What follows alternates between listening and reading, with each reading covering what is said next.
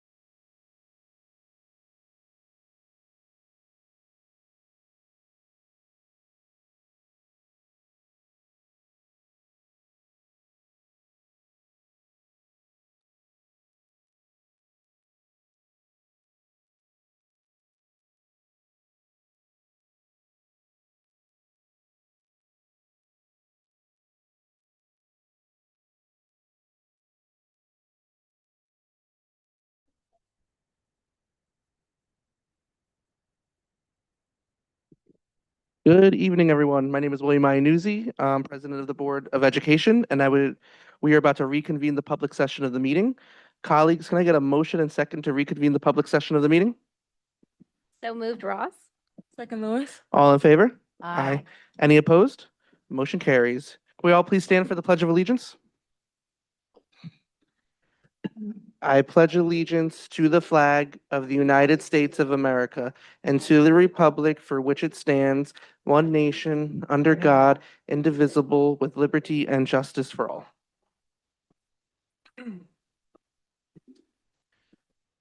Colleagues, can I get a motion and second to accept minutes of the Board of Education regular meeting held on December 4th, 2025, and accept minutes of the Board of Education special meeting held on December 18th, 2025, as submitted by the clerk and secretary to the Board of Education? So moved, Lewis. Second, Jacob. All in favor? Any opposed? Motion carries. First up on our agenda tonight are our announcements by Board of Education members. Do any of my colleagues have any announcements they would like to make? This is a very brief one. The funds has started their annual gala planning. And so tickets are live and on their Instagram, Facebook, website, etc. So feel free to get your ticket for the gala, which is upcoming in March. Thank you, Ms. Lewis. Anyone else? Ms. Williams? Yes, I would like to say good evening, New Rochelle, and welcome back to school in 2026. May the rest of the school year be even better than the beginning of the school year. Thank you, Ms. Williams. And I just have a very brief one as well. I was appointed to the City of New Orleans 250th Anniversary Celebration Committee. I'll be working with 12 other members and celebrating this anniversary of New Rochelle. All right, great. So next up on our agenda is our superintendent's update. So Dr. Reynolds, I'll throw it over to you. Thank you very much, President Iannuzzi, through the board, to all of our members here in the audience, and to our families at home. Welcome to 2026.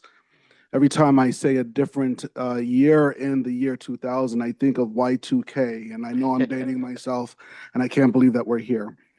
But we would like to celebrate the New Rochelle Fund for Educational Excellence is proud to announce 4 outstanding New Rochelle High School seniors who will be honored with Student Achievement Awards at the Foundation's Gala on Thursday, March 5th at the Surf Club on the Sound. The Arts and Culture Award will be awarded to our very own Harmony Hopwood, who made history as the youngest youth poet laureate of Westchester County. She is a 3-time gold medalist in the NAACP's Afro-Academic, Cultural, Technological, and Scientific Olympics, also known as ACSO, program, and serves as the president of both the Poetry Club and NAACP Youth Council. Harmony plans to study film in college. The David A. Garfinkel Citizenship Award will be awarded to Kyra Mulrain, and she is a student researcher for the Air of Truth exhibit at the New Rochelle High School Museum of Arts and Culture, and now serves on the city's Ecology and Natural Resources Advisory Committee. Kyra plans to major in international relations. The Eric Tutera Sports Leadership Award is awarded to Sam Cave, and he is a 4-year varsity swim team member, 2-year captain, and 3-time MVP All-League and All-Section honor, and will be competing in the States on March 6th. He mentors youth athletes while excelling academically as a National Honor Society member and a National Merit Scholarship Program commended student. Sam will swim Division I at American University. The Science and Technology Award will go to Corey Sillenfrond, the class of 2026 valedictorian. He earned first place in mathematics at the International Science and Engineering Fair, is an accomplished clarinetist,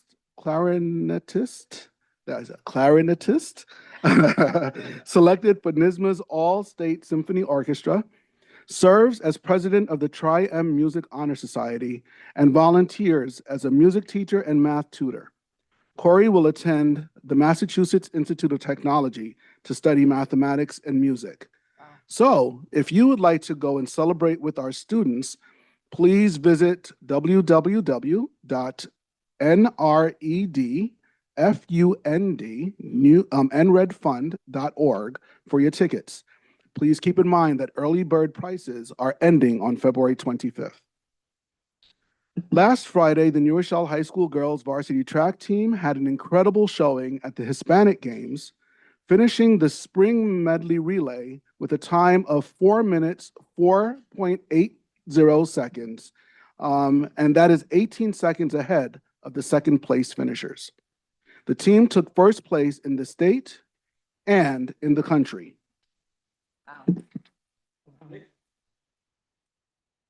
We would like to congratulate our junior Alexis Smith, sophomore Elisa Crisp, junior Olivia Smith, and sophomore Olivia Solomon. You make us all proud. We'd also like to congratulate one of our employees. Congratulations to the New Rochelle High School Athletic Department's Judy Patron on being awarded the Judith A. Martins Secretarial Award of Excellence from the New York State Athletic Administrators Association. This award recognizes a secretary of an athletic administrator who has demonstrated outstanding contributions to local athletics. Ms. Patron will receive her award at the New York State Athletic Association's conference in Saratoga Springs in March. And finally, all district offices and buildings will be closed on Monday, January 19th, 2026, in honor of the Reverend Dr. Martin Luther King Jr.'s Day. And all schools will have a half day of school for students on Tuesday, January 27th, 2026, for Superintendent's Conference Day. And with that, Mr. President, I relinquish the microphone. Thank you very much, Dr. Reynolds. Next up on our agenda tonight are discussion items. We have two. The first one being Strategic Student Support Services Part 1. Dr. Reynolds, I'll throw it back over to you to set the stage. Thank you. Just for time purposes, I will introduce our next team to the podium from here. Every year, we share with you the great accomplishments and the challenges that we have in each of our departments. This year, we are beginning our conversation with the board and the public with our Student Support Services Department. It is important that we keep in mind that this year we're seeing a shift in responsibilities as it relates to our Student Support Services Department. I should say, not department, division. So the division has subsumed the responsibilities of special education this year. That was transferred from our curriculum and instruction division over to our student support services. Last year, we heard from the community. We presented our entire division's accomplishments and their record of achievement in one evening. And we heard from the community that it was a bit too much to receive all at once.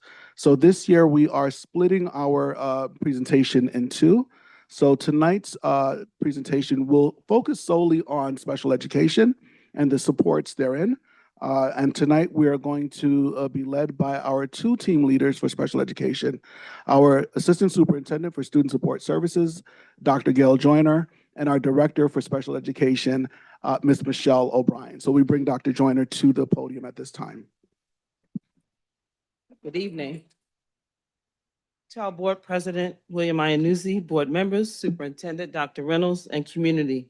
Joining me tonight is Michelle O'Brien, our Pre-K-12 Director of Special and Alternative Education. And tonight, we are pleased to present to you an update on the status of the implementation of our action plan designed to address the recommendations lifted in the evaluation of our special education program conducted by PCG, our public consulting group. Tonight's presentation, we will begin by setting the context, presenting our implementation roadmap, and from there we will share a status update that includes our special ed survey results for the last 2 years, and lastly, we will address how we will move forward. As it is our custom, it is important that we frame the context by starting with our why. We remain committed to our mission and vision and providing a fair and equitable education for every student every day. It is important that we continue to focus on the whole child approach as we support the development of our students' identity, belonging, and agency. The improvement of our special education services to our students with individual education plans, IEPs, is directly connected to all 4 directions of our strategic roadmap. To that end, Special Education Action Plan is in alignment with our strategic roadmap.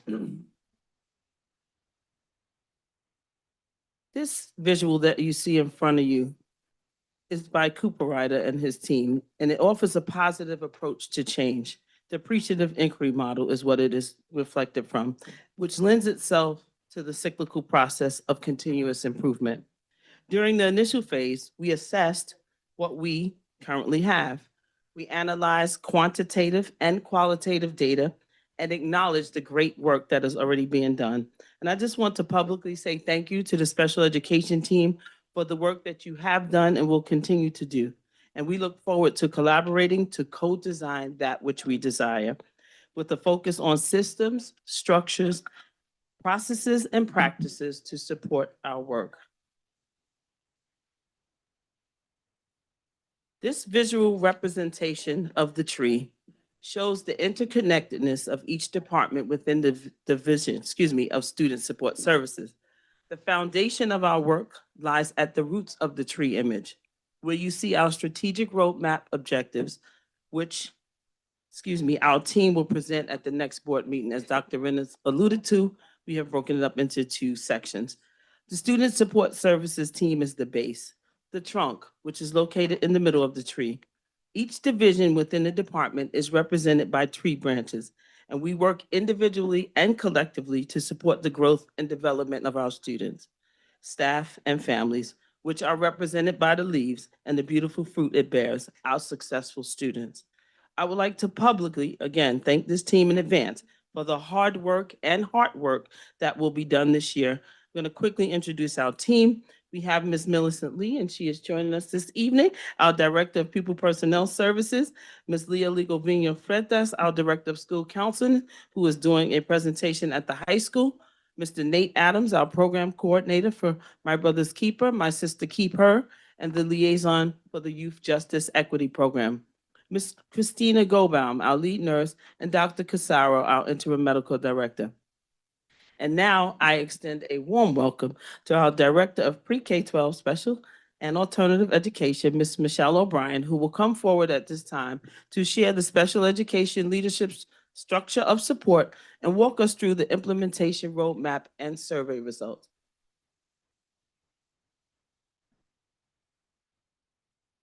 Thank you, Dr. Joyner. Thank you and good evening, everyone. I am compelled to express my appreciation and acknowledgement of Dr. Roberts, who led our department for the last few years, the members of the board, my colleagues, our students, and community stakeholders for your continued attention to and support of the special education department. The insight each of you offer from your varying vantage points is an essential part of the driving force that provides energy, direction, and consistency, turning small actions into significant progress for continued improvement as your invaluable input illuminates a path for growth, wisdom, and excellence. As the Director of Special Education and Special and Alternative Education, overseeing our pre-K-12 district-wide program, I do not lead this department alone.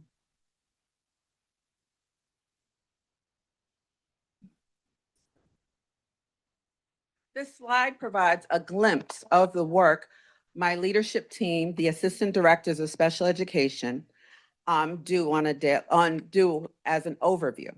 I say glimpse because a slide can only capture a sampling of the vast work they do on a daily basis.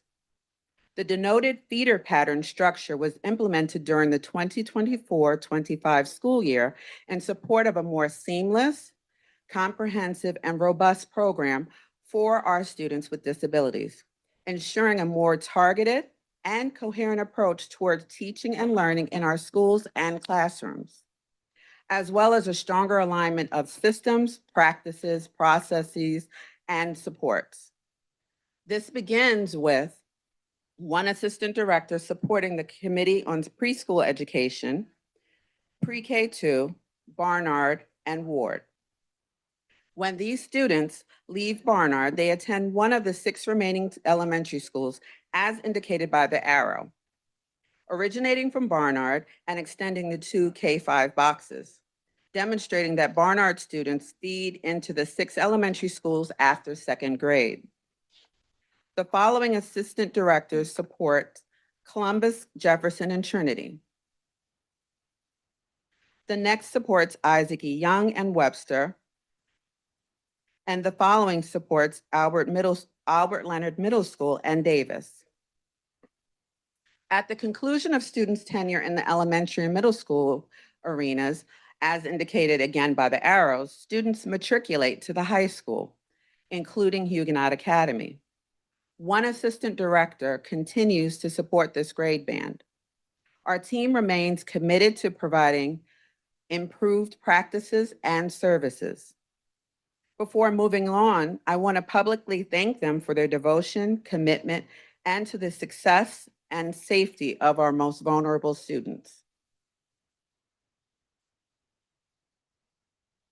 At this time, we will bring back to your attention the implementation roadmap of our work aligned to our self-imposed audit of special education designed to address these areas of focus and recommendation. From there, sharing a status update that includes our SPED survey results for the last 2 years, and lastly, addressing how we will move forward. We also want to bring back to your attention to the purpose of why the evaluation was conducted, which was to identify areas of strength, and more importantly, areas of growth that would inform the development and implementation of a cogent strategic action plan designed to improve practice and elevate student achievement. This action plan is the focus of our update. Let's begin by revisiting the recommendations yielded from the evaluation. Displayed on this slide are areas of focus and aligned number of recommendations.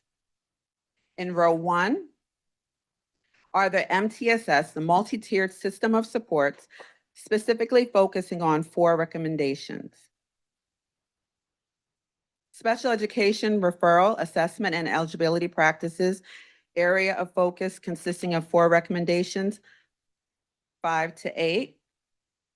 Specialized services and inclusive practices addressing 7 recommendations, and CSC meetings and IEP development with 5 recommendations. In row 2, the following areas of focus are noted. Inclusive community addressing 2 recommendations, strategy, organization, and enact reporting containing 4 recommendations, family and community engagement comprising of 6 recommendations, and human capital with 1 recommendation. The third row displays the last 3 areas of focus, which are data reporting consisting of 2 recommendations, policy and guide documents with 1 recommendation, and lastly, the staffing allocation model containing 1 recommendation. Overall, the 11 areas of focus comprising of 37 recommendations are the drivers of our action plan. You may access the comprehensive evaluation report using the tiny URL code or the QR code displayed on this slide. At this time, we will bring back to your attention the implementation roadmap again, or no, I'm sorry. At this time, we will bring back to your attention the focus of the recommendations. Being mindful and to ensure that the comprehensive scope of the work is done with intentionality, we were very strategic in creating a multi-year implementation timeline, noting when the 37 recommendations would be addressed. We have approximated 5 years for all of them to be addressed with fidelity. Reflected on the slide is a high-level overview of the implementation over the 5 years. This year at a glance denotes a specific implementation phase of each recommendation. I draw your attention to the legend on the bottom of the slide, which signifies the 3 phases of the work. P for planning, X indicating starting the implementation, or C, continuing monitoring of the work. For example, you will notice that the recommendation number 1 is denoted with an X in the first column, entitled Foundational Year, and will continue over the next 4 years as denoted in the letter column C in the following columns. To view the timeline in its entirety with all recommendations, you are welcome to use the tiny URL or the QR code on the bottom of this slide.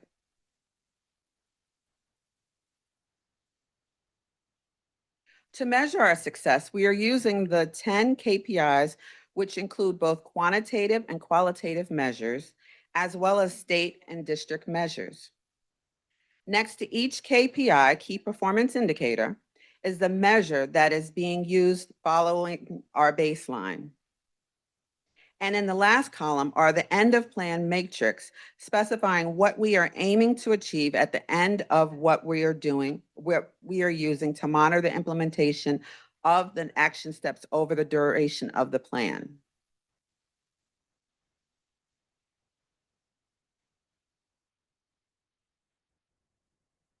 Now I will provide you with a status update to celebrate our accomplishments, share our current work, as well as refresh our memory of the tremendous work ahead of us. 2023-24 November to June served as our foundational year. Reflected on this slide are those recommendations that were a focus during the 2023-24 foundational year. At this time, I will provide you with a status highlighting what was accomplished last school year and our scope of the work this year.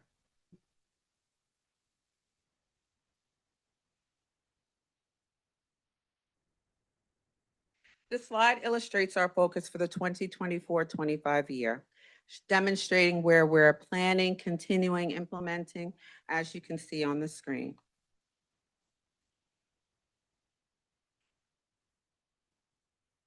It is important to celebrate accomplishments both small and large. As you know, last year was our second year of implementing our action plan. As Dr. Joyner had said, it was a result of a district's self-imposed special education evaluation. We want to share with you the work that was accomplished. Please note that as I highlight these accomplishments, I want you to listen for themes of collaboration and consistency. I will lift 3 specific accomplishments to your attention. The first accomplishment I would like to highlight is bullet 1.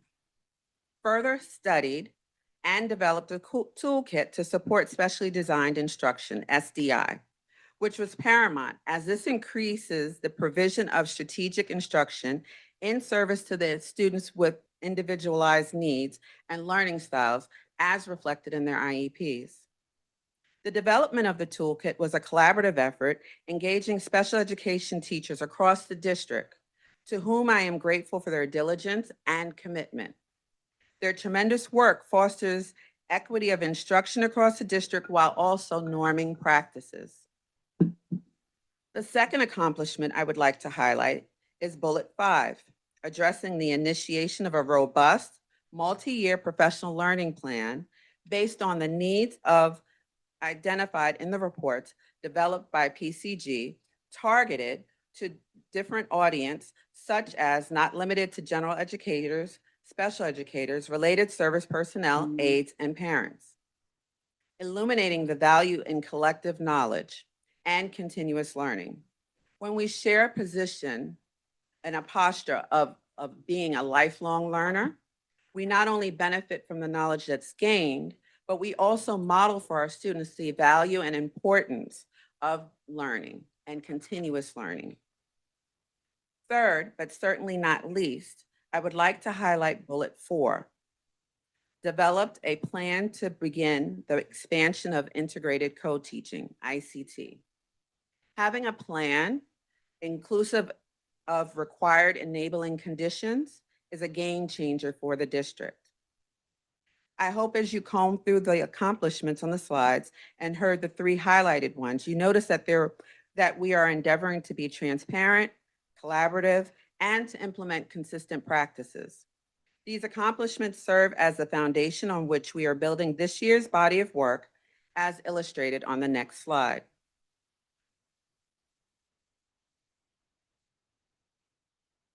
As mentioned, during the 2024-25 school year, in collaboration with our evaluating partner, PCG, we researched the expansion and developed a plan of expanding from half-day ICT to full-day ICT, and began an implementation plan as a proof of concept of full-day ICT for third and fourth grade at Columbus Elementary School for this current school year.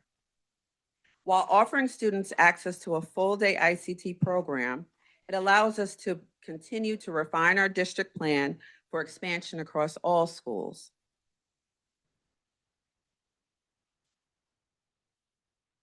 What gets measured gets done is a phrase that is echoed throughout our district.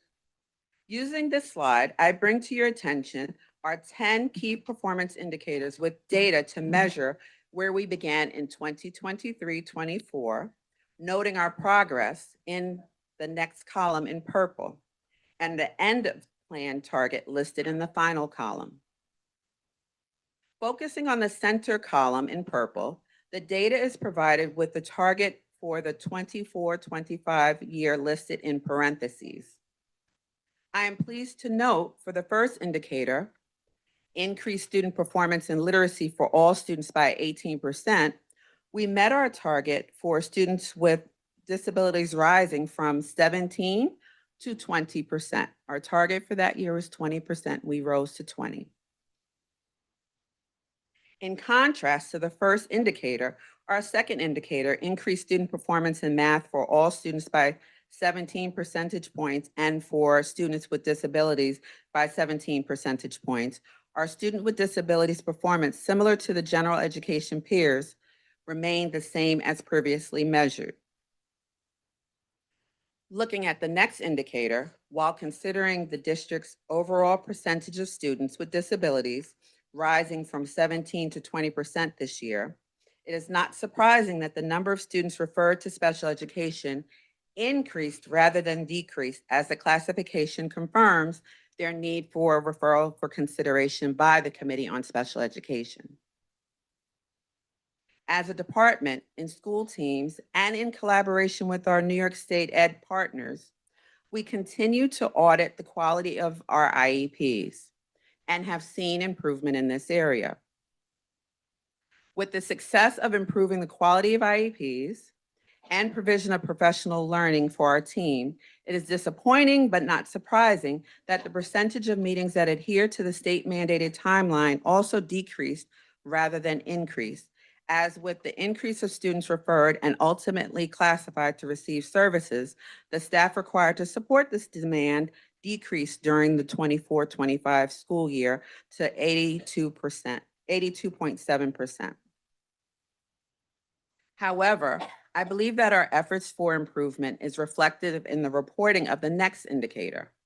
Increase the percentage of CSC stakeholders who report favorably about the process, appropriateness of IEP, quality of program, engagement of participants, and resources available.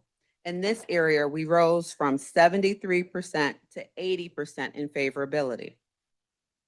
Again, our district's commitment is reflected in the next KPI. Increase the percentage of students with an IEP who spend 80% or more of their day in the general education setting. While we did not reach our target in this area, we did increase. Unfortunately, we were not as successful in the next KPI, reduce the percentage of students with IEPs educated in a separate setting outside of New Rochelle School District. Rather than decreasing the number of students attending schools in the district, we increased to 10%, which is a stark contrast to the next indicator, which rose by 10%, surpassing our target by 6%. Increase the percentage of stakeholders who report favorably of the department culture and climate, elements including efficacy of professional learning, collaborative opportunities, customer service, standards of service, inclusivity. This KPI's results signify that we are progressing in the right direction.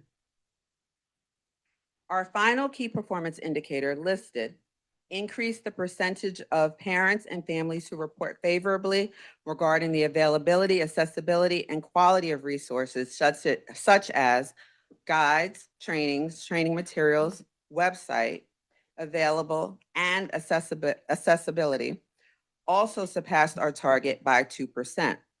The next portion of our presentation will continue in depth to reveal the perception of our stakeholders as solicited through our annual stakeholder survey.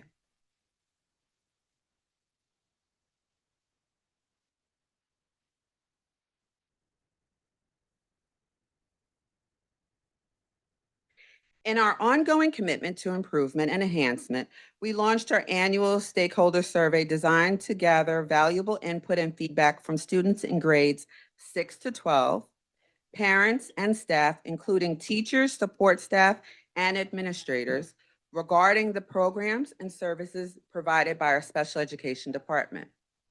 We will review the results on the next few slides. With participation being voluntary and anonymous, as noted on this slide, 3,762 stakeholders received the survey and 49% responded. To guide our strategic work moving forward, we examined the aggregated data for each stakeholder as a means of capturing their perspective. The survey asked the stakeholders to respond to various statements using a Likert scale, ranging from strongly agree, disagree, and strongly disagree. As reflected of the 1,841 total respondents, 73% rated their respective statements favorably by indicating strongly agree or agree. Specifically, 80% of parents, 68% of students, and 72% of staff responded favorably. As this is an annual survey, it is our goal to increase participation and favorability every year. We would be remiss if we did not pause to express our deepest appreciation to all the stakeholders who took the time to respond to the survey. And I must say, in conversations with the state, having this large of a volume of response is not typical. As a reminder, this survey is one of the measures being used to assess our effectiveness in meeting particular key performance indicators, KPIs. On this slide are the 3 specific KPIs to which our survey is aligned. The parent survey addressed all 3 KPIs, while the students and staff focused on only the 2 first. Reflected on this slide are favorable response rates of the various stakeholder groups indicating strongly agree or agree per aligned KPI.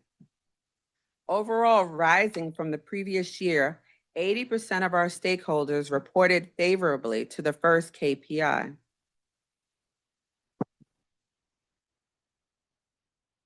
To this year,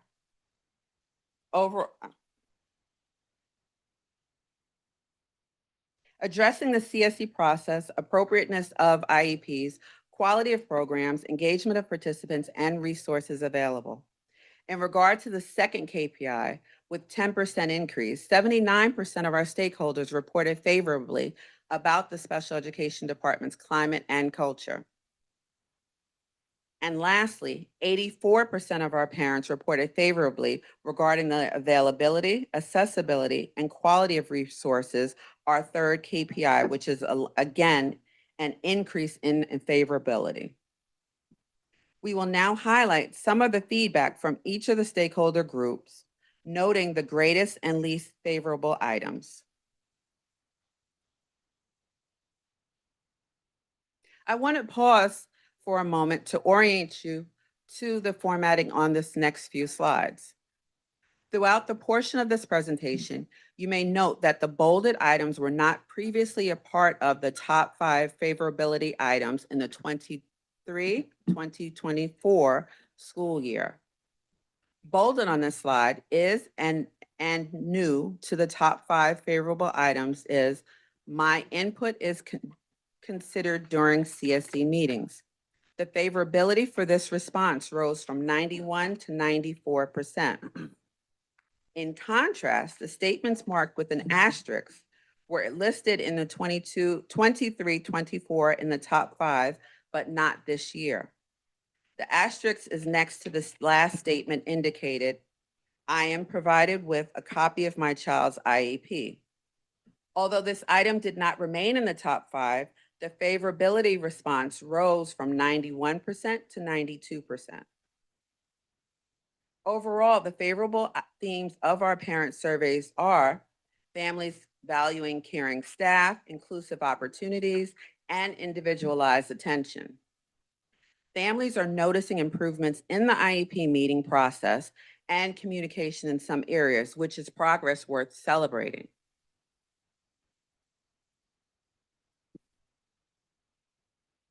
Indicated on this slide is the area where growth is needed.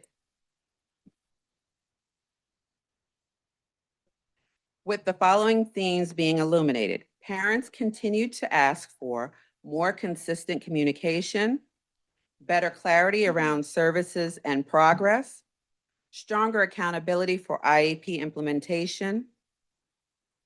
Our data indicates that parents want to feel warm, informed, supported, and partnered with, and receive reactive responses and not being left to feel uncertain about their engagement. Parents want to be included and partnered with.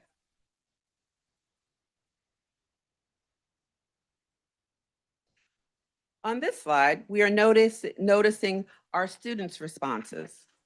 We have to note an increase of student participation in the 2024-25 survey from 54% the previous year to 90% this year. We have data to illuminate students' voice, which affirms the importance of inclusive environments, student empowerment, and mental health supports, which is highlighted with the new addition to our top 5 favorable items. I can talk about schoolwork that is easy or hard for me during the meeting, rising from 58% to 86%. For clarity, the meetings that the students are referencing are their CSE meetings to discuss their IEPs. The data reflects that students feel welcome and supported and are largely satisfied with their services. Continuing with our student voice, the data indicates students want smaller, less distracting environments, clearer understanding of what their IEP means, more access to social emotional support. It is important to note on this slide the item added to the top 5 due to tremendous increase in the student response. I can talk about things I enjoy during my meeting, rising from 51% to 80%. So we had an increase of student participation and an increase in that response. CSEs are mandated to invite secondary students to their meetings. However, we must ensure that their meetings are also welcoming and affirming and to engage the students. I want to acknowledge the work of our school teams at the secondary level, as this response is evidence that they're doing the necessary work to empower and include students.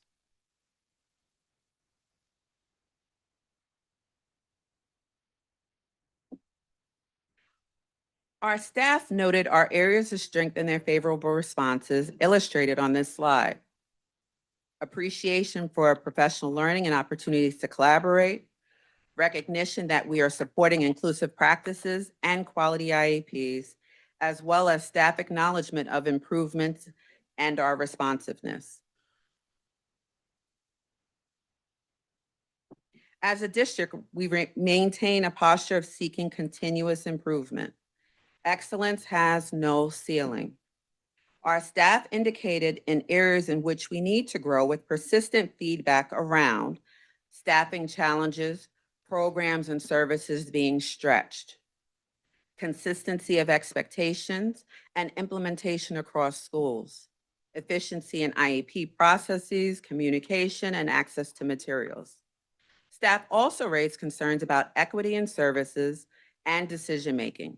This reinforces our focus on system-level solutions, not individualized or siloed work.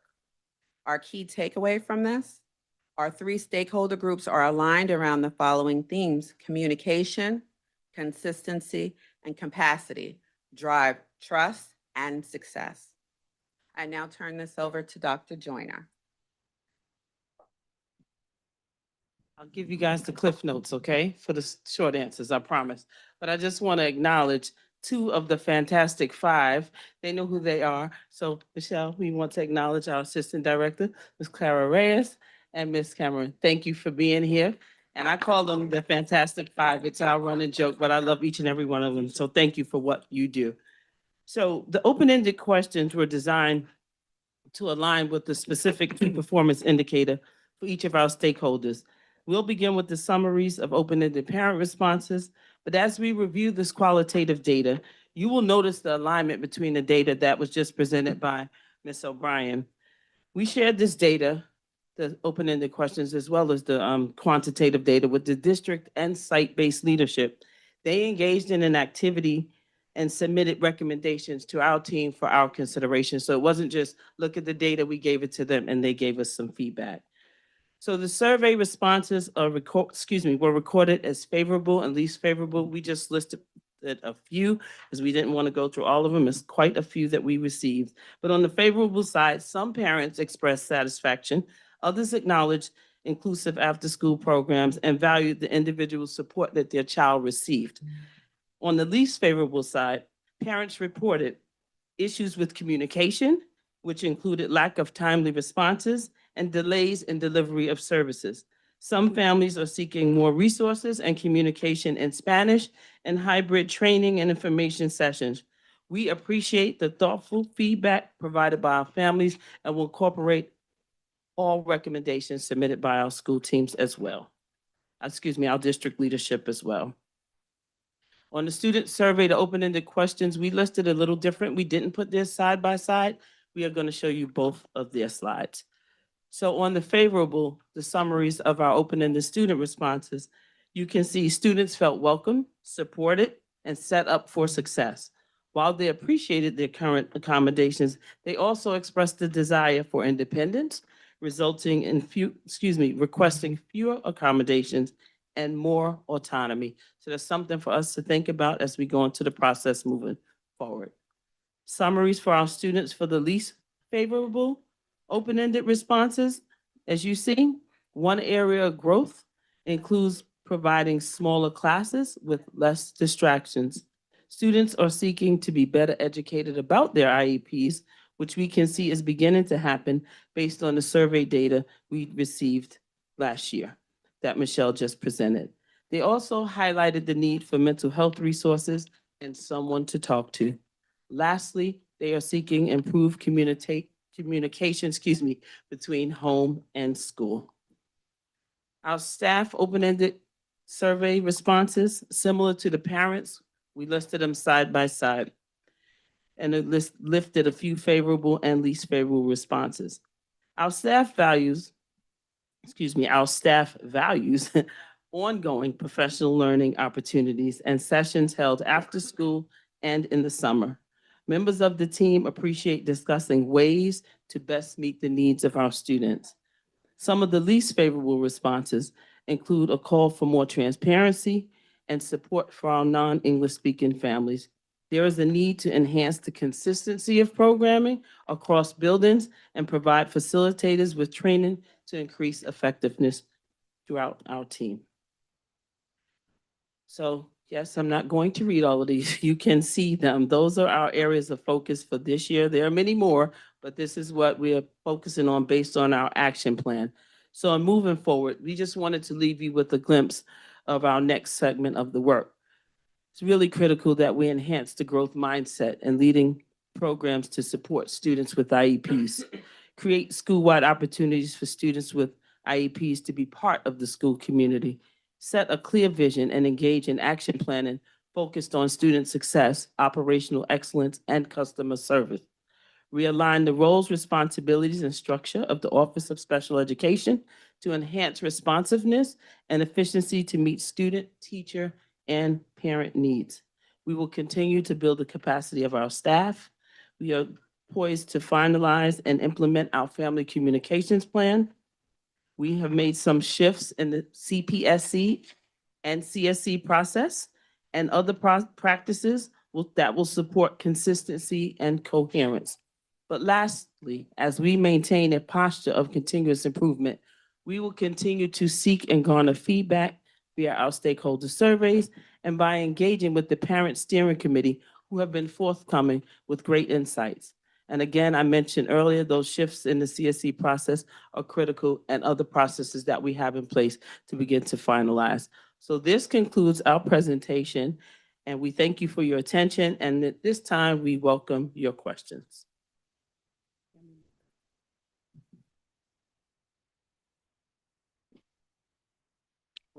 Colleagues, does anyone have any questions or comments they have like to ask? Ms. Clayton?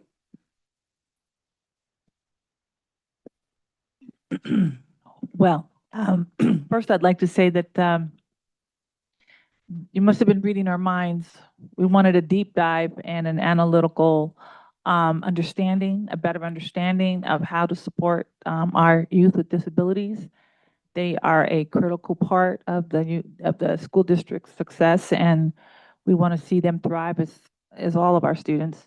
So this was very helpful, a good, leading map for us to, examine. And I really hope that all of the different groups in New Rochelle, the SEPTA and New Rochelle Funds for Excellence and the boards and whatnot, we partner a little bit more as a team.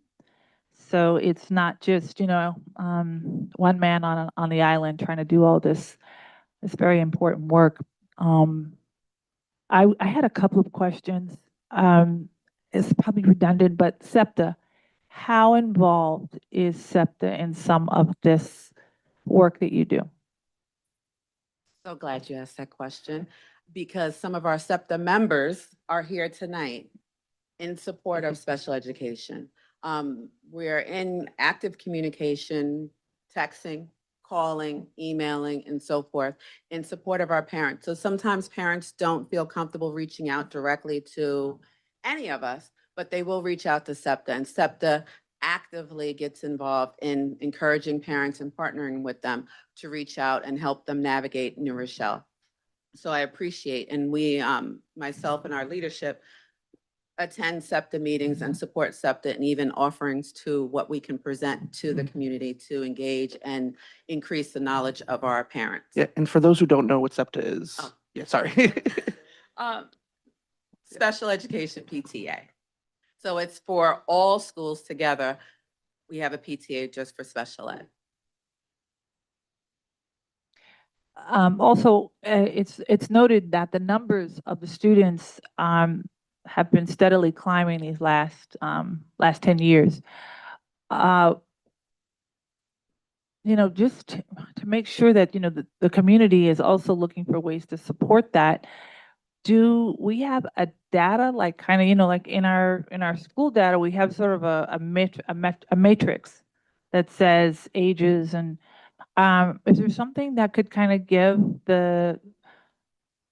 parents and different people that kind of scope, so we know what exactly, what does that mean? When you say the numbers are increasing, is it starting at the very early Barnard age, or, sorry, but does that make sense? Yes. Okay. Thank you very much for that question. All of our data as it relates to our student populations, regardless of whether they're special education or general education, are readily available to any member of the public on the New York State Education Department website. That data is updated annually. As you may recognize, over the last few years, the district has worked to effectively house our own data warehouse. So a lot of the information that you are requesting, including how many students fit into which student profile, which category based on grade level, is actually available on our own district website. Thank you for that. Excellent. Thank you for that hard work and that deep dive. Great. Ms. Ross? Thank you for the presentation, and I really appreciate the key performance indicators and having that slide. A couple of things that stood out to me, and that's I think slide 22, was the reading literacy for all students, including those with for all students, and then also those with students with disabilities with IEP, that we actually met our targets this year. So thank you. I commend you guys for reaching that, because I think that's a great milestone that we're actually starting to see progress. I do have a couple of questions on the areas that we didn't meet our targets, and specifically, there's a couple of them. One is on the math, right? Looks like we didn't sort of meet targets. What's our plan so that we will eventually kind of get to our 2027, 28 if we know that we haven't sort of met them for this year? Like, how are we planning to attack that going forward for this school year and beyond? Okay, so part of it is as we're working, and as I say, we're active learners and engaged in looking at the data and trying to figure out the whys behind. And some of the work in other areas support this. So as we shared that the SDI toolkit was developed last year in collaboration with our teams, we look at how successful was that tool and what do we need to do to enhance that. Additionally, in our area of professional learning, we look at what's needed, what additional learning and support staff may need to support this improvement to meet our target and actually surpass our target. So those are some of the items that we're working on currently. Also, please keep in mind that what's reflected here for our students with disabilities is also the story for our general education students, right. right? So this work is not done in isolation as a special education, I'm going to use the air quotes of project. This is very much integrated into our curriculum and instruction, so the two departments work very closely together. What we do is we actually analyze the types of skills that we were deficient in based on the assessments that our students take. And that is what we try to shore up each year in our instruction. So based on the analysis of actual student performance, based on, and we look at it from different aspects. We look at it from a building perspective. We also look at it from a grade level perspective to see what skills are necessary for us to build on in alignment with the New York State standards. That is incorporated into our general education offerings and then replicated at a higher level on our special education offerings. I'll associate it this way. The movement that we're seeing in our reading instruction and our reading performance is, again, not isolated to special education. Right. It's happening in general education. And that's very much a testament to our curriculum and instruction department and the move to bringing those quality skills that were only offered to special education students to our general education masses. So when we determined to make Orton Gillingham available to all of our students, I've always said, what you do for the least of our students, all of our students will benefit from. So we're starting to see that, and that's what we have to start doing in mathematics a little bit better. And so I guess just on that, and I might have missed it, is have we figured out the plan, or we're still figuring out the whys as to how? Okay, It's a work in progress. got it. Okay. And then my other question is, and I'll skip to the one, I have a few, but I'll just skip to the other one that I think is important, is the, because I recall hearing this throughout our conversations, is students who have IEPs, having them spend more of their days in the general education setting, that is something that we as a district want to do. It's better for the student. It's sort of best practice overall, as well. And there's two of those that are here. And in both of those cases, it looks like we haven't met our targets either. And so is it the function of some of the students we're getting are more higher need, or is it that we are still kind of working through our process to get them back into the general education setting?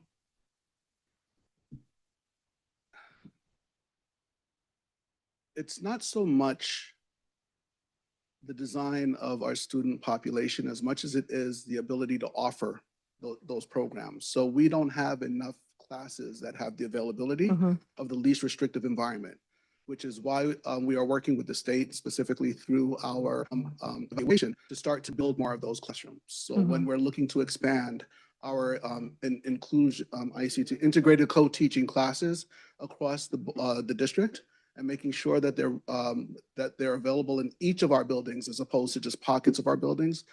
We're trying to meet that target by opening up more of those classrooms. So the more classrooms we open up, the more offerings we'll have for our students. And that is what we take into consideration when we have our CSEs and we talk about the available environments for the students. The more environments we have, the more students we can offer it to. And is it at any particular level? Is it more at the elementary school or middle school or high school, or is it across the board? It's across the board. Across the board, okay. And then the last question that I just had was I think it was the review of the state mandated timelines and making sure that we're kind of meeting those, sorry, I can't see. No, the randomly selected IEPs, was that one.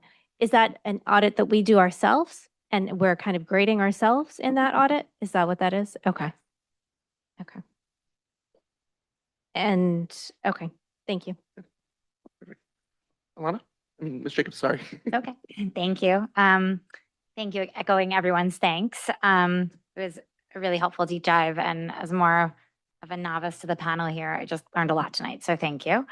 An observation is some really great wins and then some setbacks, as you pointed out.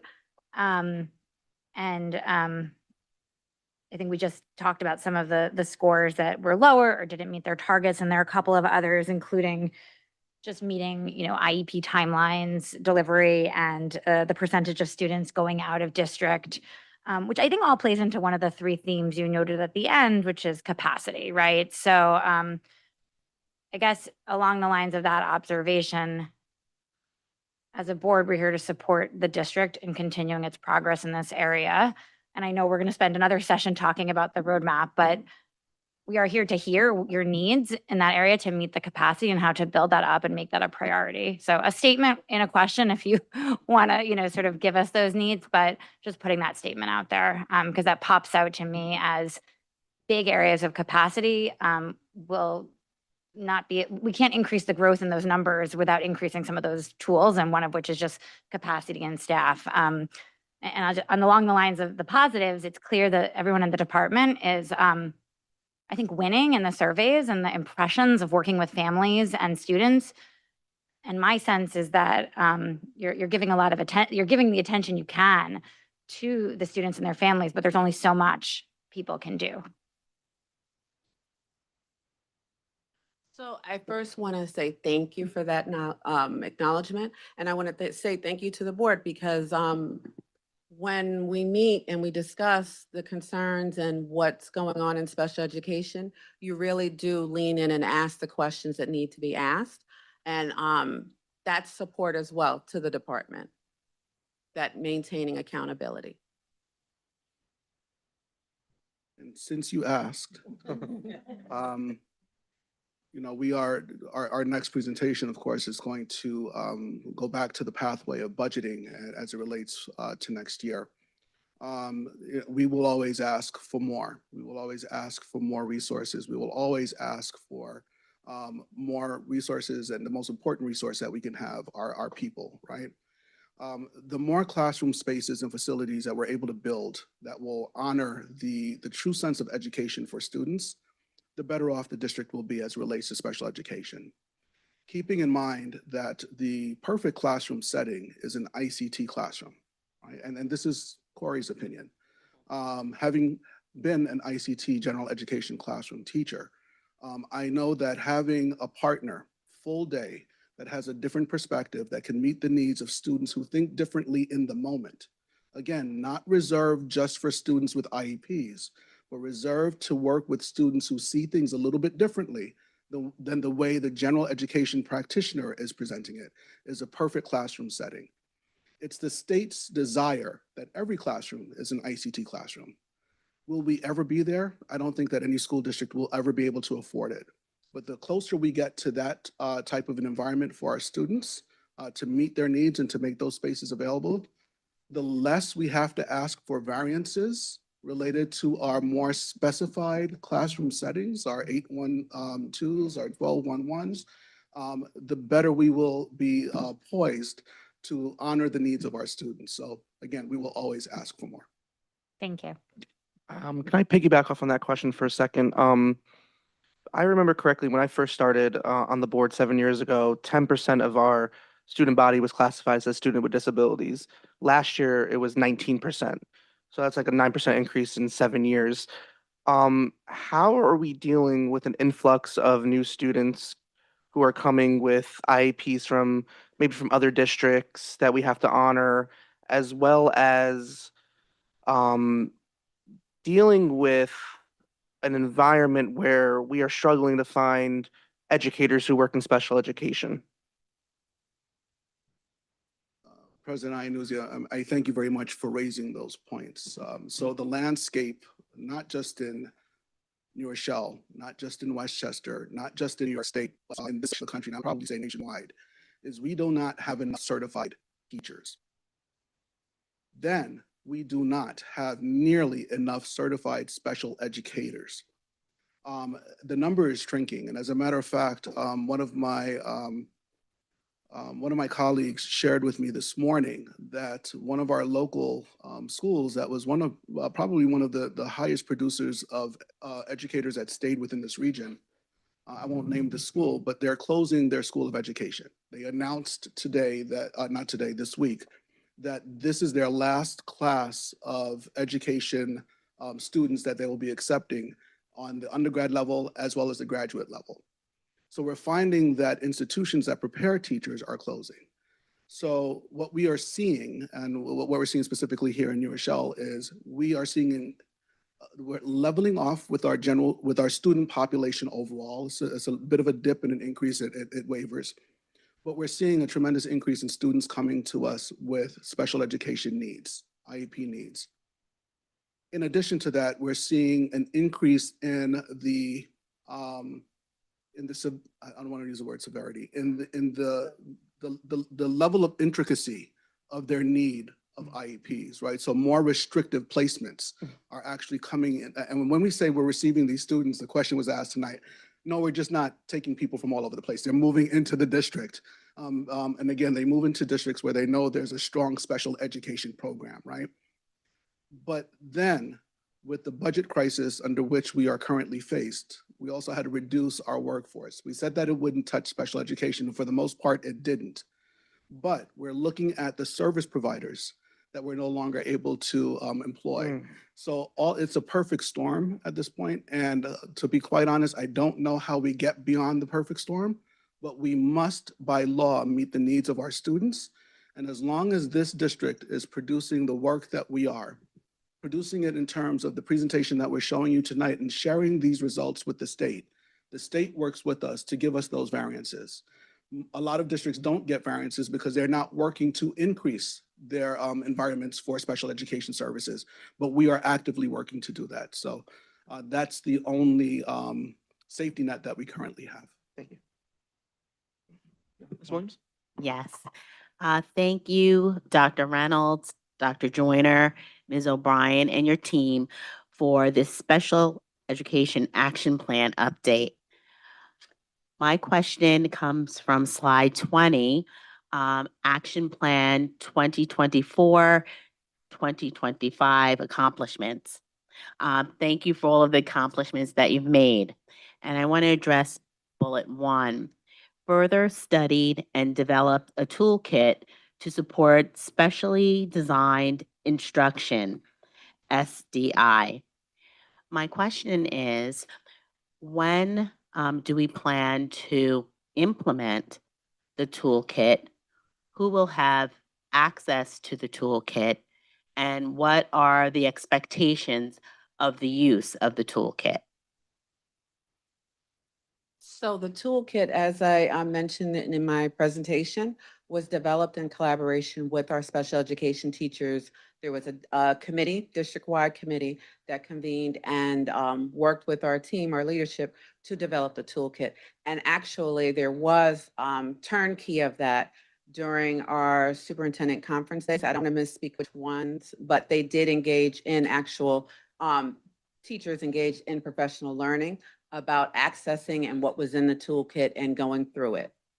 Okay, and can you share with us a little bit about some of the things that are in the toolkit? Like, just explain what's in there and perhaps like, how it, we anticipate that it'll benefit the students.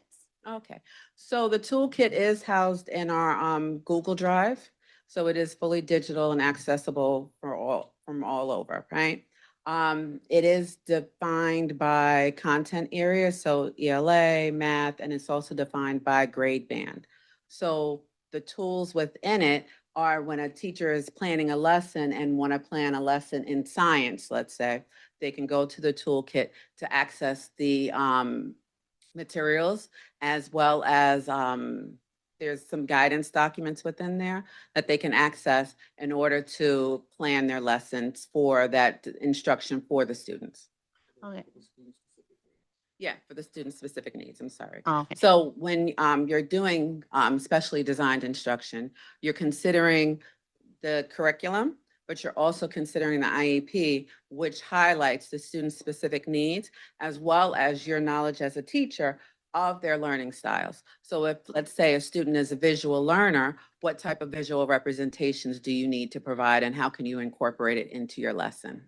Oh, this sounds exciting. It sounds like, this would be beneficial for certainly the students with disabilities, but also E&L students and the general education students. And this would help us with the complexity of educating all of the students. Yes, so there, during that same work time, I don't want to overspeak into the curriculum and in the CNI team, Mhm. but the ENL director and her team also developed a toolkit and worked in collaboration with the team. So it was a comprehensive district-wide effort, but also within special education. Thank you. You're welcome. Thank you, Ms. Williams. Do any other of my colleagues have any comments? Ms. Klein? I'll be brief. First of all, thank you. That was incredibly comprehensive. It answered many questions that I had since it's my first year on the board, and I do appreciate it. I'm very pleased to hear, that we're, meeting goals and that there's a plan. And I think it's important that the community sees, what's coming and how special ed has changed in the last few years. I like to say post-COVID.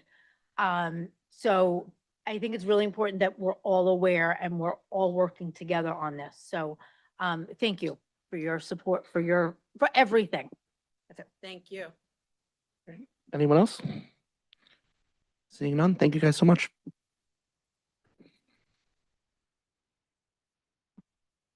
And then next up is our second discussion item, which is budget workshop number 2. And Dr. Reynolds, I'll let you set the stage. Great, thank you very much. So you could not have a better introduction into our second presentation. So what do we need? Here's what we need. Last year, and I don't want to make this too lighthearted. Last year, we were in a position that has not been seen for quite some time as it relates to our finances.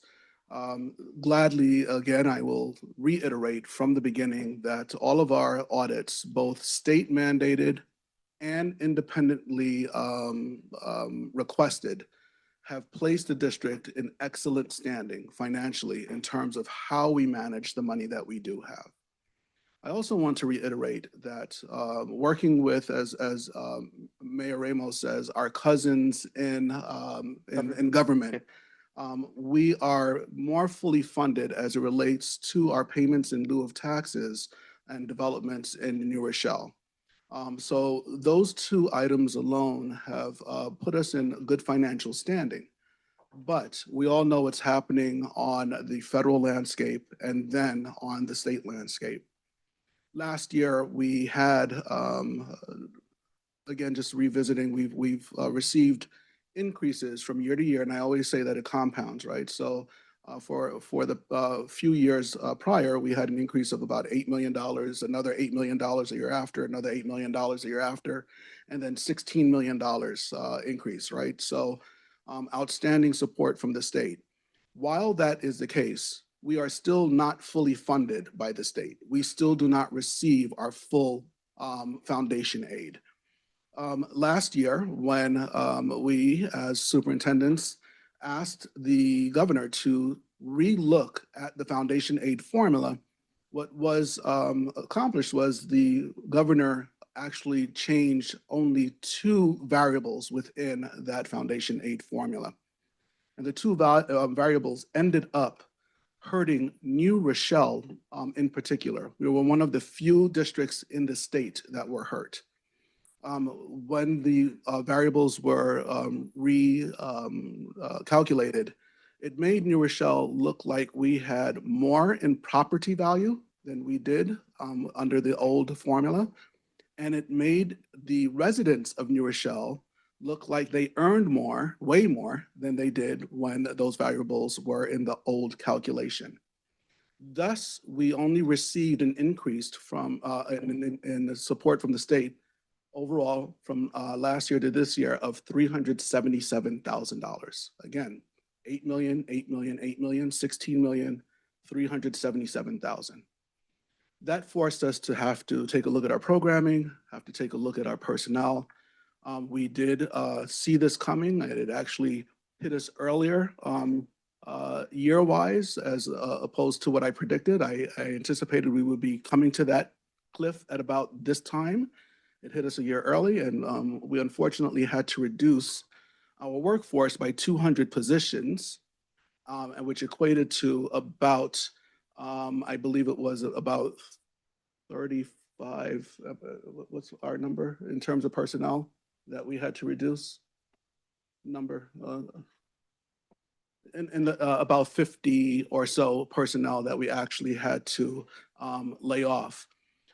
Gladly, because of reduction, because of transition in retirements and things of that nature, we've been able to call back many of those individuals, but we're still not at 100% of calling our employees back. They do remain on what's called the preferred eligibility list for 7 years.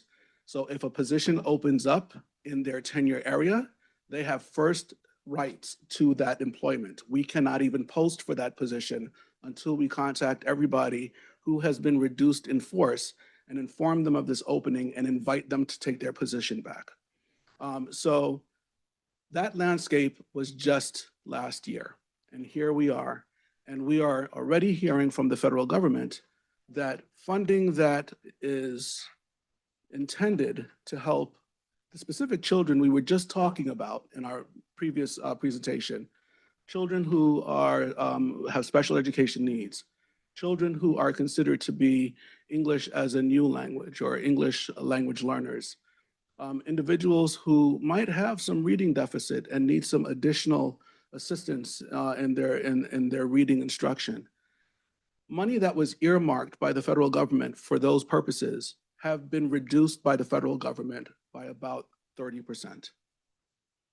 That is where we're starting our budgeting conversation this year. So not only are we faced with the financial landscape of last year, we are already starting from another deficit. So tonight we are going to share a little bit more information. Again, we do not have all of the viable information necessary from the governor's office yet to present a full picture of our budget landscape, but we are going to begin our budget workshop, work session number 2, and we are going to be joined by our Assistant Superintendent for Business and Administration, Carlos Leal, and our Business Administrator, Ms. Joy Mike.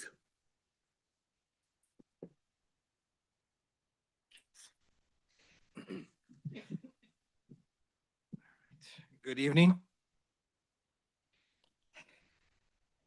Yes, ma'am. So Good evening, President Iannuzzi, Vice President Ross, and board members. This is the second presentation of many to come, right?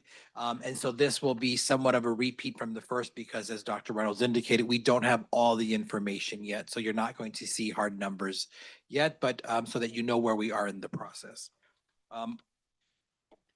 You will continue to see these slides throughout our journey this year. And so this is, again, the budget process. We start with our guiding principles, which I will, again, share with this evening. Everything aligned to our strategic roadmap with specific areas of focus, sharing with you the variables, and of course, always asking our stakeholders to provide input throughout this whole entire process. And then we, of course, we get to the budget vote to determine where we go from there. So our guiding principles, again, are our vision, mission, our equity work, and of course, the focus on the whole child and how can we maintain a focus on this as we kind of massage the numbers to stay focused on what matters most, which is the student. The strategic roadmap, which you are all familiar with, again, aligned to the student learning, superb staff support of connected schools, and of course, managing all resources in service to schools and departments. In terms of our areas of focus, when you think about what is informing us, it really is that student outcome, knowing that every dollar, every penny should be in service to supporting those whom we serve. That evidence-based and data-supported decision-making is taking place, that this is not decisions made in silos, but in collaboration and using data and numbers to inform that. Also leveraging attrition and retirement where possible. Decreasing external contracts, really looking internally to the experts in-house and asking how they can leverage the work so that we don't have to then ask external folks to come in and do things that we can do here in-house. And then staying within the state mandated tax cap, that is of course our desire. So in terms of budget development, there we go. Our approach, again, is to leverage the roadmap. We've already begun a conversation with all administrators across the system that we've decreased our discretionary spending by 10% right out the gate. So that is where we are. Maintain the current district-wide staffing levels. So we are not talking about increasing that number. We're talking about how can we proceed with whom we have. And then continue to provide building allocations based on enrollment. And you will hear from Joy Mike momentarily on how that's been distributed. Ensure that building and department leadership budgets are within the allocation. We recognize that some have asked for additional items. They go on a separate list. Those are things that are not budgeted. You may want them, but you have to stay within your allocation of what was provided to you. And then, of course, a commitment to regular checkpoints throughout this entire process. We have started our one-on-one conversation. So after having met with all district leadership, informing them of where we are currently, we've started to sit down with each principal to say, here is the current landscape. Here's what you currently have. Tell us more so that we fully understand, so that when we go in to deliberate as a cabinet, we are fully informed. And then review and approval of requests to maximize student outcomes and resources. Again, all focused on our student outcomes and utilizing our resources appropriately. So that being said, I will pass the mic over to Joy Mike, who will provide you an update on some of the variables that we currently have.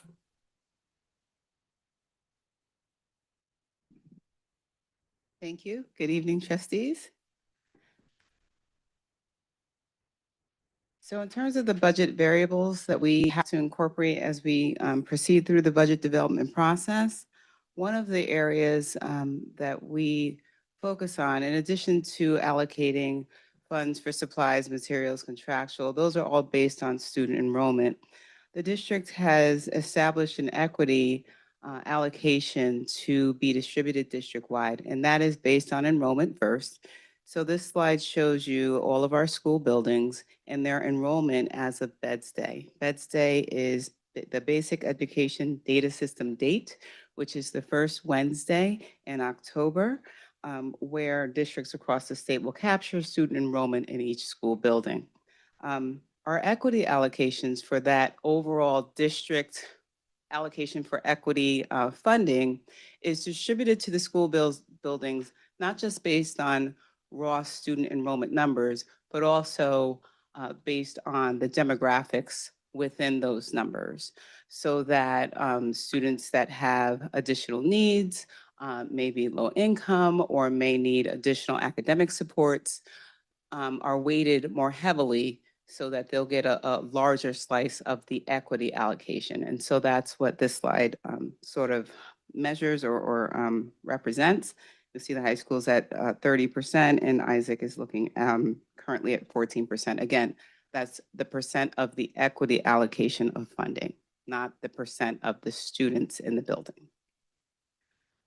This next slide is I believe, one that we presented previously related to the internal considerations as we go through the budget development process, those things that we do have some input in.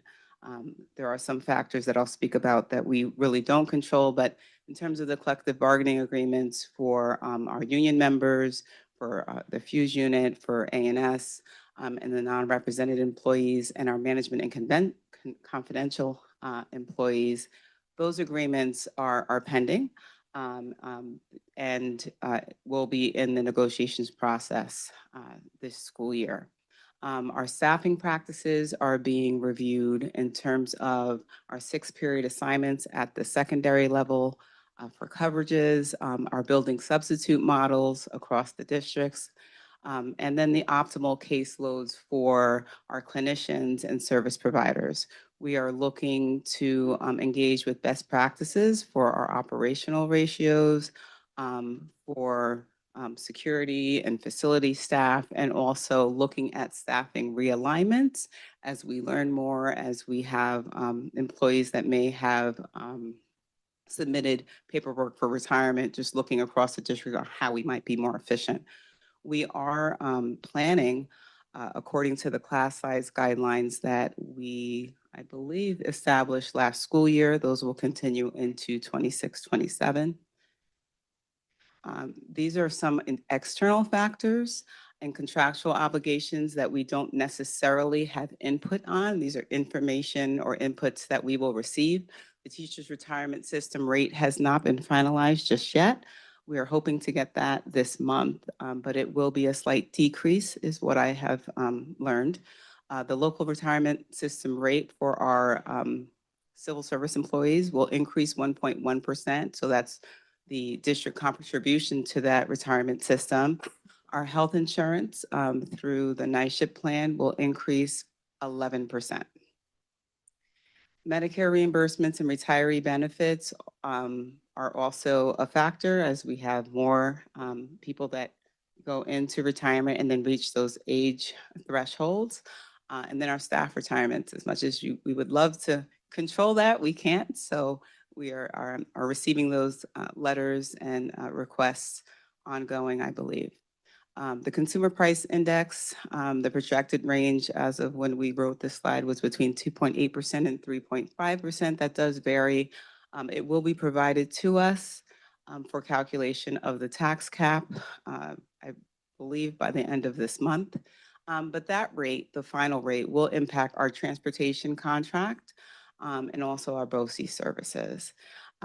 So we are also looking to or required to account for the anticipated impact of the charter schools that are slated to open in the city of New Rochelle. And there are 2 schools that we are currently planning around.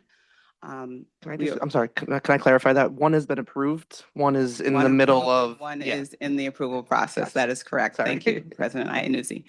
And then the state and federal aid revenue, we have not gotten our state aid revenue numbers from the governor's office yet. We do anticipate that to occur before the end of this month. So there are a lot of variables that should sort of solidify as we get to the end of January. As we mentioned in our previous presentation, we are anticipating a reduction in our state and federal grant allocations. And so for the formula grants, specifically our Title 1, 2, 3, and 4 grants, we are anticipating or planning for a 27% decrease. And for our IDEA Section 611 and 619 grants, we are anticipating a 15% decrease. And we will continue to learn more as we move forward. Westchester County sales tax is a variable. It actually has increased over the years, thankfully.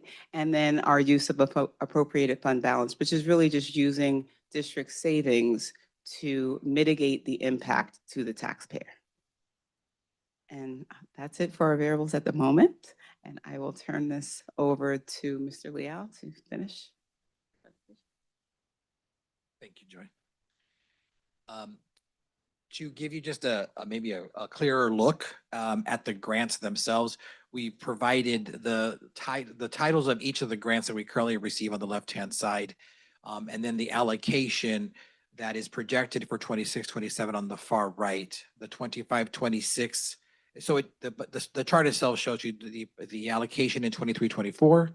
24-25, 25-26, and then what's projected based on that reduction of 27 or 15% for a total of 6,541,349. So as Dr. Reynolds indicated earlier, we're going into this conversation with an assumption that those dollars will not be part of our equation, unfortunately.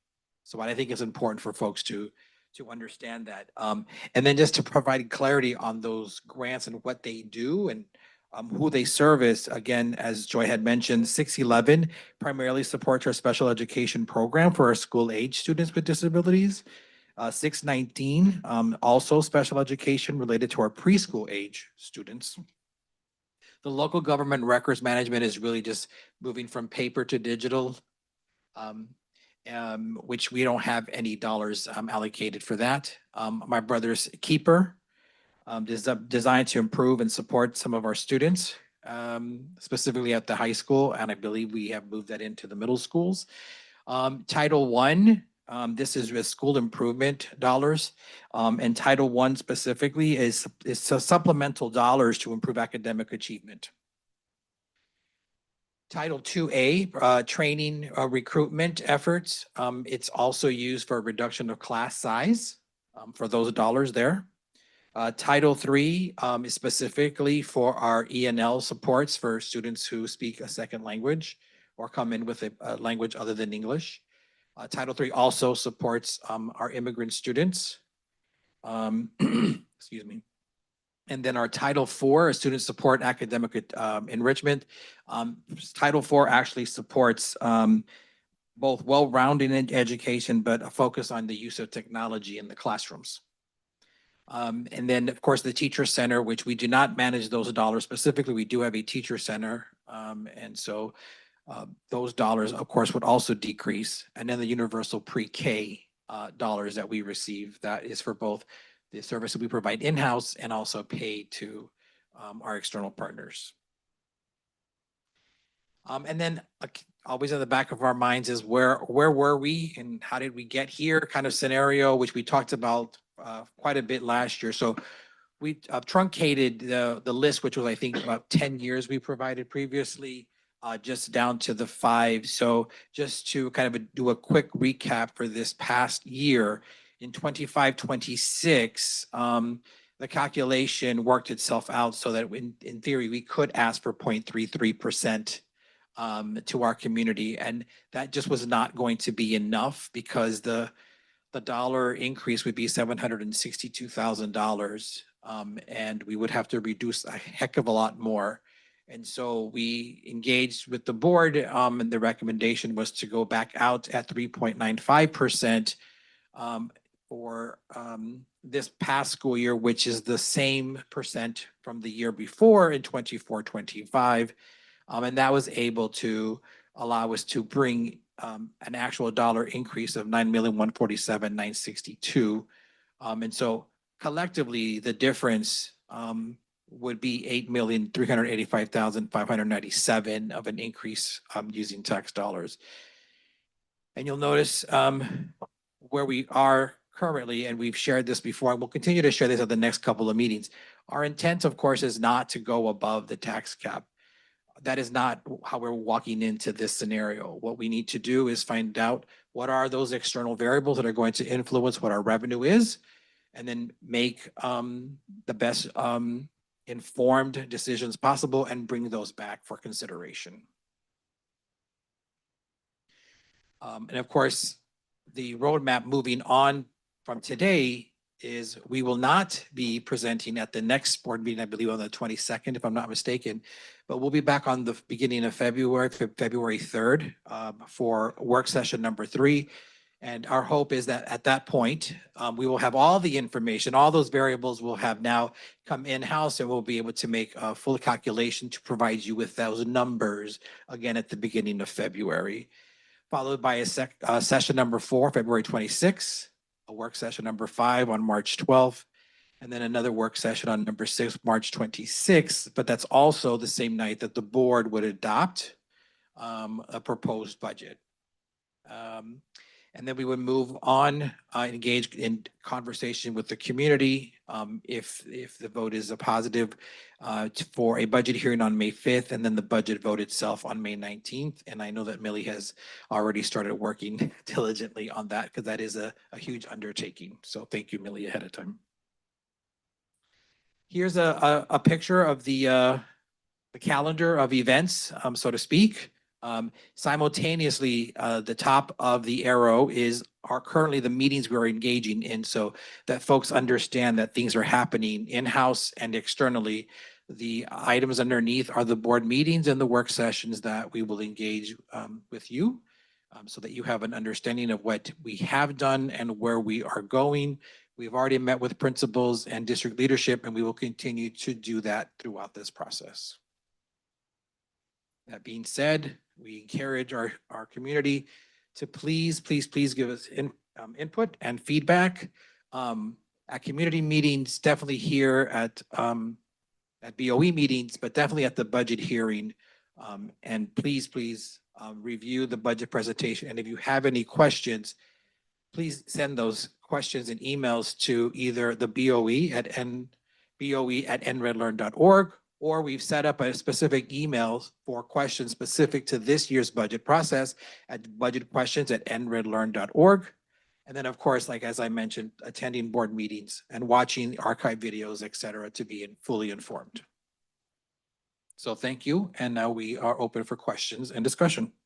Thank you very much, Ms. Ross. Again, thank you as usual. I appreciate getting ahead of the budget in the process, and even having these kind of before we even began the new year. I have a couple of questions. One is, I know that last year it was the state, the way that they made their calculations. And so whatever the aid is that we received was lower than in previous years. Like, I think the percentage increase was very small, and we only had, what was it, like $700,000 that was from the prior year. When in the budget process do we get that calculation and that number back from the state? Well, our hope is that we'll get a run of the first run, should I say, at the end of this month. Oh, it's the end of Right, January? right? February, like, should be the end of this month. We're hoping by the 22nd, but I don't want to give a date specifically. But Yeah. that's why we're saying if we get our items and our variables by the end of the month, come February 3rd, we'll be able to provide to you numbers. Okay, at least in terms of what we expect from revenues Correct. coming in from Yes. the different pieces. And then regarding the budget snapshot grant funding on page, I guess it's 16. Was this just your estimate, or how do we know that it's coming down by this amount? So basically, we're looking at everything. We're reading Okay, statements coming out from Congress. Anything that we can get our hands on to kind of get a sense of what's going on, whether it's our colleagues in discussion with other business administrators, or journals, or articles that are coming out from the state, not BOCES, so I'm just going to say BOCES. the Southern Westchester, not Southern Westchester, our business Questar and, oh my goodness. School Business Administrators Yeah. of New York. Thank Okay. you. ASBO, oh my goodness, ASBO sends out regular communications and says, Okay. hey, guys, here's the pulse of what's going on. Here's what's trending. Here are the numbers. Here's what we know so far. And so that is how we're continuously being informed. Got it. And then one last question is, and maybe I'm just trying to find several linings, but on page 14, when you have sort of the different increases that we're expecting in costs, and of course, everything is going up, is will we be able to put numbers to like what a 1% increase will mean or an 11% increase, or when will we expect to see what that means? So we certainly will have numbers for like specifically retirement Yeah. increase and health insurance increase. And we will be able to compare from year to year. I want to say that cautiously because it depends on the mix of your employees as to what the benefit costs will be. So Mhm. not everyone has a individual health insurance plan. Maybe they switch from individual to family. And the number of civil service employees versus the number of pedagogical employees and their salaries will drive our retirement system costs. Mhm. So currently, as the slide shows, we expect for the civil service employees that contribution rate to go up 1.1%. So that will definitely be an increase, but we are waiting for the final TRS or rate for our pedagogical employees, which I do anticipate to be a decrease. Okay. And then I guess similarly for the health insurance premium. That number is already out. Okay. It's because our insurance rates start from January 1 through Oh, December 31. So that when we budget, we have 6 months at the current rate and then 6 months at an increased rate. So that increased rate for January 2026 was a 11% increase. Oh, so we already budgeted for that for part of this year as Well, well? as part of the budget process, I budget for the current premium amount for 6 months. And Okay. then I project an increase for the second 6 months so that we have sufficient funding, even though I don't have a crystal ball to know exactly what the rate increase will be. Got it. Okay. And then the last question is you mentioned the charter schools that are coming in, and I know we put money aside for this year in this year's budget. I don't think that will materialize. Will we be able to kind of take that money and hold it into next year? We'll let Dr. Reynolds. Thank you very much for that question. So we've already allocated that money to other uses within the district in order to bring individuals back that were laid off. We do still have a portion of the money that was budgeted for the charter school to open this year in reserve. We can encumber that money and we can decide what we're going to do with it. Either bring a few people back, or we can roll it over to the next year. Got it. Okay. Thanks. I just want to make sure that everyone understands. We currently are paying for other students to go to other charter Yes. schools. And so that number could still increase, right? Uh-huh. If folks are choosing other options other than two that are primarily taking up airspace. Okay. So there's always some part of our budget regardless. Yes. Okay. Thank you. Any other of my colleagues have any questions? Ms. Williams? Okay. Thank you, Mr. Liao. And thank you, Ms. Mike, for this presentation and to your team. My question is going to slide number 12, and is the equity allocations by building. And when we look at that number, the total amount of students in our public school building, I believe, is 9,868. And that's a decrease from, each year it seems to be going down. So my question is, what is being allocated to students who are not attending our public schools? Do we have that information?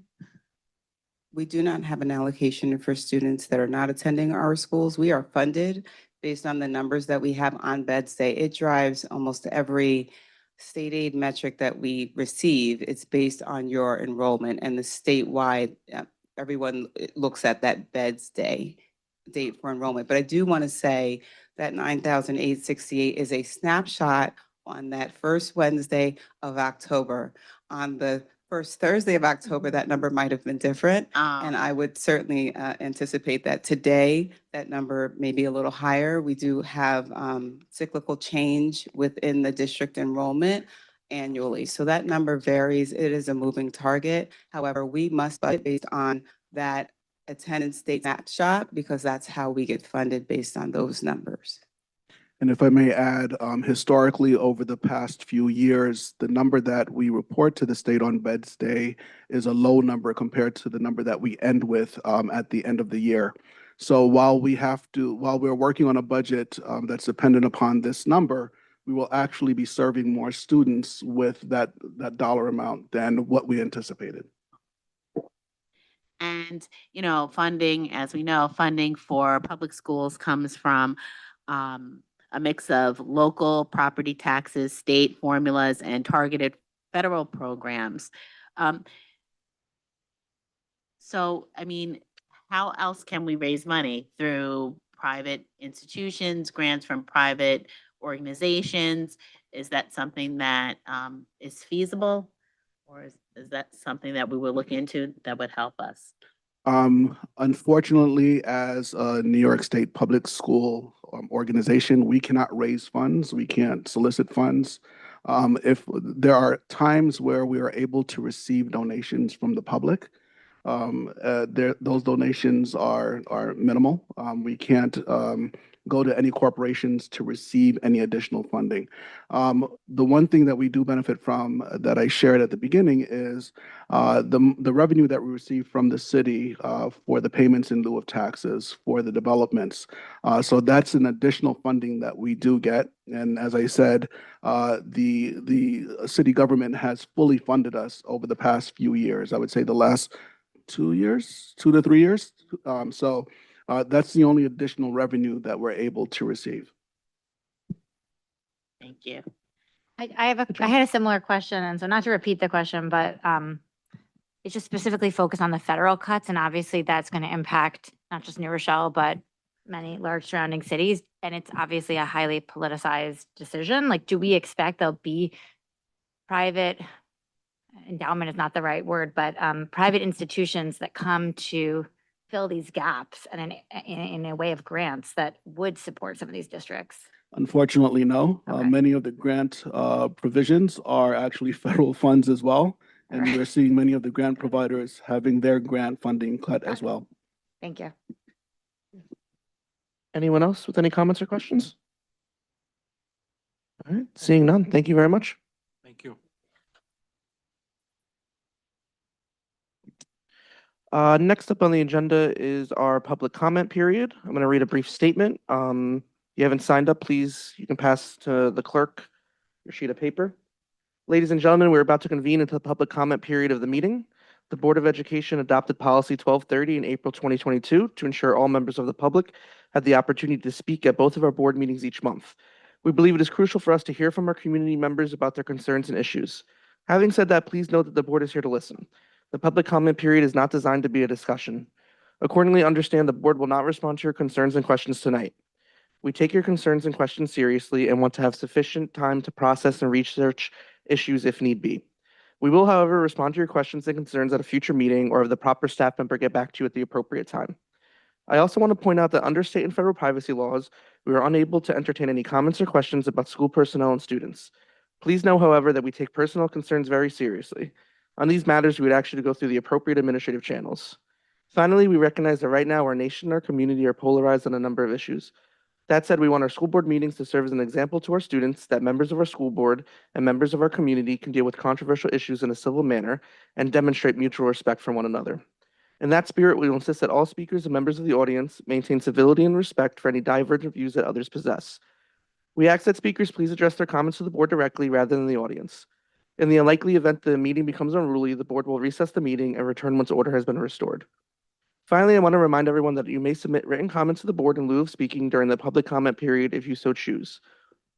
Tonight, we've set aside 45 minutes for public comment, where each speaker who has signed up before 3:30 today has 3 minutes to speak. If a person requests to speak after 3:30, speakers may sign up in person at the meeting with the clerk and will also be afforded the opportunity to speak. Our first speaker of the night is Ms. Sharon Foots.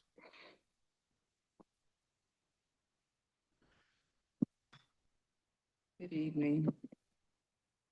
My name is Sharon Foots. I wanted to say at these meetings, we keep hearing transparency. We will be transparent. In the survey, it uncovered that transparency and not information not being properly disseminated to and in a timely fashion. Information wasn't given to the specifically the ELA community. I'm trying to figure out what has changed in all of these meetings that I have been to and the ones that I haven't. And then I ask what will change. Our student population has shrunk significantly now at 9,868 students. I was just made aware that that number could change even as of today. That means that we're spending approximately $36,430, $36,430 to educate and support a student, which seems like a lot of money to still not be having services for these students. What are you doing about that? I tend to look at how the schools are ranked by looking at apps like home buying apps, right? Because they tend to show a different picture of how the schools are rated. And people don't want to come to a city where the school district is failing. So when I look at schools that are rated like Columbus, a 6 out of 10, Trinity, a 5 out of 10, Nershaw High School, a 4 out of 10, it is disturbing.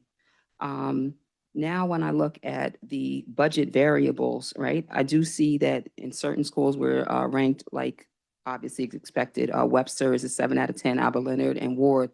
Great job, you guys. What are we going to do to get those other schools up to 7 out of 10s, 8 out of 10s, 9 out of 10s? With this data and research that we spend so much money to, and we talk about these strategic roadmaps every other meeting, I don't see where it's getting us. When I look at the budget variables for the equitability allocation chart, I wonder, but it's also interesting that schools like Columbus, who were allocated 11%, also failing, not failing, but low scored. Schools like Trinity, 10%, and what was the other one? Nershaw High School, 30%. These are the same schools that are rated 6 and 5 and 4 out of 10. I don't really understand why this is continuing to happen. I have 29 seconds. What do I want to talk about? Oh, I know you all know that I'm a big fan of the charter schools. So I thought it was interesting that it was stated here that you all still receive money for children who are going out of district to go to charter schools, right? And you will continue to see, you will receive money and you might receive more. But I found it also interesting that one of your things about these charter schools coming is that they're potentially taking away from the district. Thank you. Would anybody else like to sign up for public comment tonight? Mr. Seam?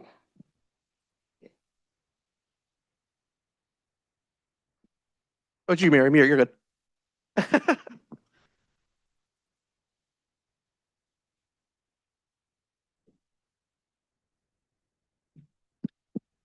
Oh, sorry.